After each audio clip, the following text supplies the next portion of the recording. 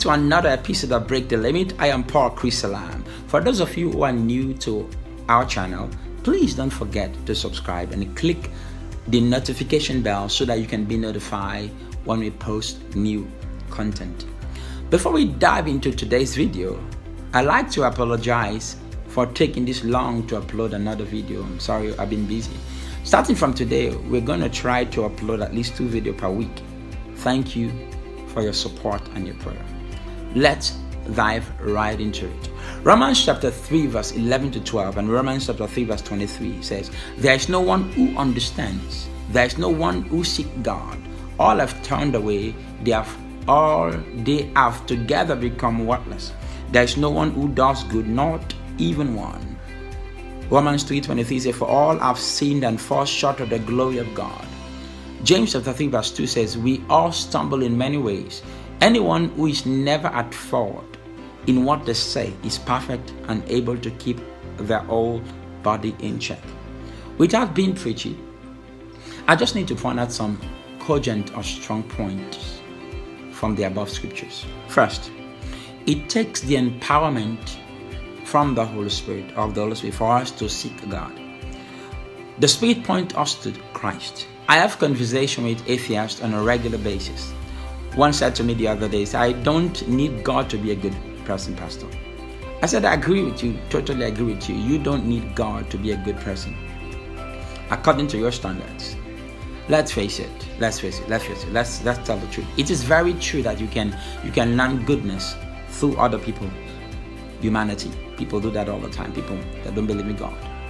Some of them are good people. Nevertheless, according to divine standard, you can't be good without God. Why? That's my second point. All have sinned and fall short of God's standard. Whether we believe it or yes, we need God's endorsement. You may believe you are better than an inmate, and rightfully so. You have not committed a crime. However, yesterday you lied. And according to divine standard, you are a criminal and you deserve God's judgment. Now, sorry if you feel insulted. It's not my intention. But you see where I'm going with this, right? You may believe you are better than your brother or sister because you are comparing yourself with him or her. It may look like you are better than him or her because you're comparing yourself with him. Compare yourself with Christ. Then you will see that you are not perfect, not even close. Thirdly, we all stumble in more ways than one. Sometimes in the moment of weakness, people say and do things, negative things to us, that in some cases left us perplexed and in despair. It becomes hard to pick ourselves up, especially when such things proceed from loved ones. Life can give us crushing blows sometimes. As they say, it's not how you get knocked down, it's how you pick yourself up from that experience. In today's session, I will give you some suggestions on how to overcome negative experience and live a victorious life.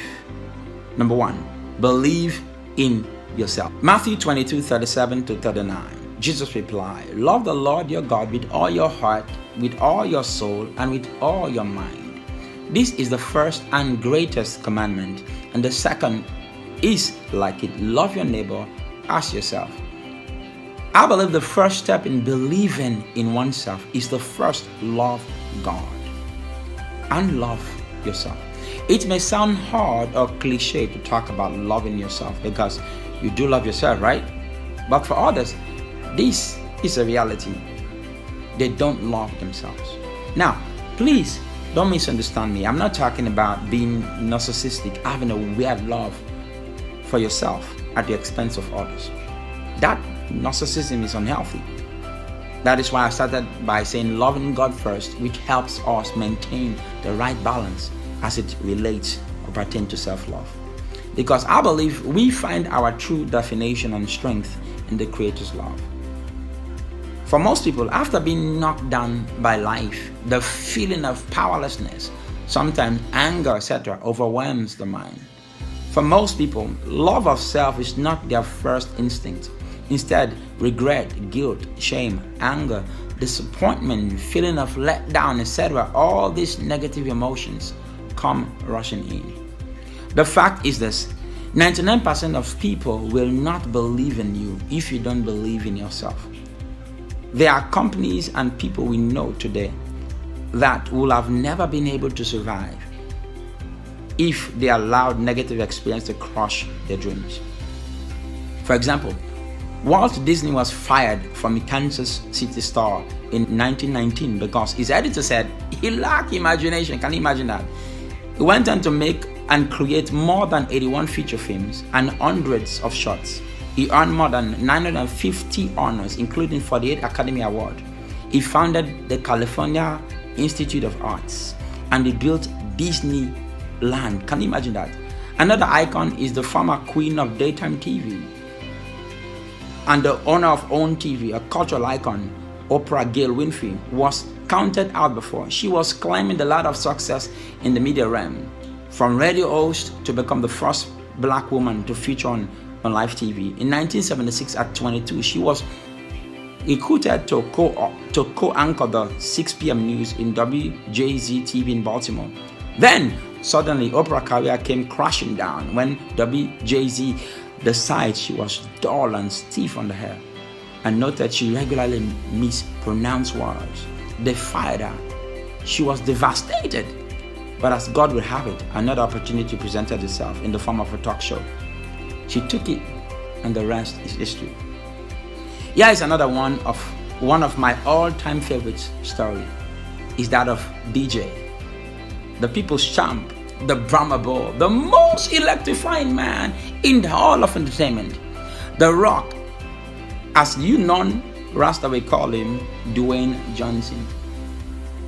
A long story short, Dwayne played for the U or University of Miami. Injuries plus a stacked bench turned him into a second fiddle.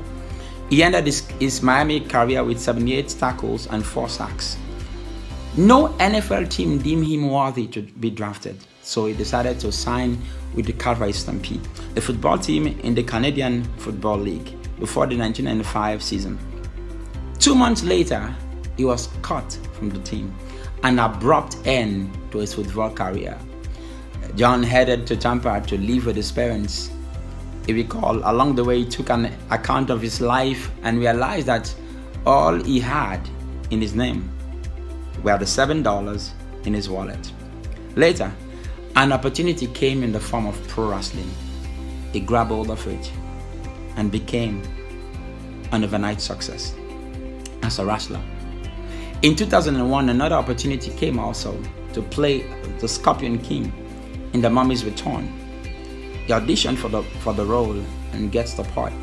Fast forward today, he's the highest paid movie star in the world. Walt, Winfrey, Dwayne. What these 3 individuals have in common is they believe in themselves. Confidence in oneself, in yourself, is a recipe for overcoming negative experience. Now, signs that prove that you are beginning to believe in yourself. I will give you 6. Number 1, you no longer seek approval from those that hate you. Number 2, you don't allow negative people to bully you. You stand up for yourself. Number 3, you learn to forgive yourself for past mistakes. Number 4, you spend time doing things that will matter to your future. Number 5, you have more confidence in your decision making. Number 6, you don't sell yourself short. You can do all things through Christ that strengthens you, Scripture says. You are not worthless. It is not the end of the road for you. There are magnificent, great things waiting for you. But for that to happen, you must believe in yourself in order to access them. Thank you for your time. You can connect with us to the web on Facebook, Twitter, and Instagram. And I want you to know that you are more than what you think, and definitely much, much more than what people say you are. Now, before I go, I want to remind you to look out for my new book, Break the Limit, Volume 1. It's out this month on Amazon and other medium. You can order soft or hard copies. Details on the screen. God bless you.